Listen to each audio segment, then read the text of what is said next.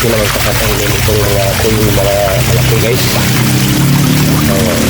Muli nating pakain ito kasi nga uwi na tayo sa atin sa negos, kaya iwanan natin ito. Ito sila guys, nakakatuwa naman sila, ang laki nila.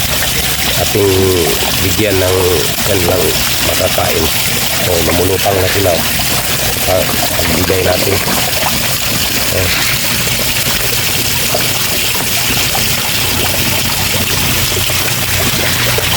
Nagpakain sila sa binigay natin. Masaya tayong nanonood sa isda na kapag kumakain sa ating binigay na pizza, kasi nga namulutang sila at ang saya naman nila, kaya nakatutuwa naman silang panoorin. Ito sila.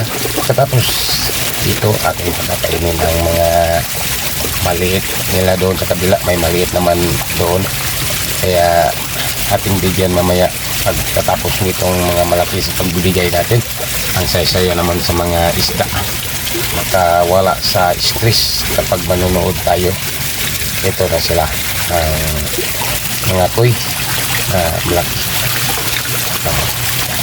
Mulutang sila kapag kumakain sila sa ating binigay na mga feeds.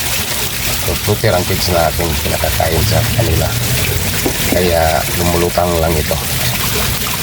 Ito sila, babalik sila naman sa ilalim at balik naman sila, lumulutang naman sila. Ito na sila ang maliit guys, atin silang pagbigyan, nasa sa ilalim pa sila. Ang dami nila, saya-saya naman nila sa ang maliliit na mga isda. Masaya silang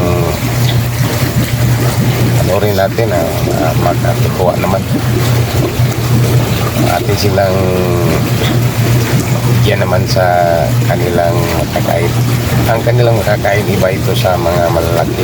Liit naman ang makakain nito, kasi nga liit naman sila, pero pareho ang brand ang ating binigay. So, ang diferensya lang palitan ito. Ito sila. Kita natin na hindi pa sila umapaw sa mulutang si babaw. Pag hindi pa natin mabigyan ng pagkain, nasa ilalim pa sila. Ito, kapag pagbigay na natin sa kanila, bago pa sila lumulutang. Ito naman ang generator na nag-supply sa kanilang oxygen.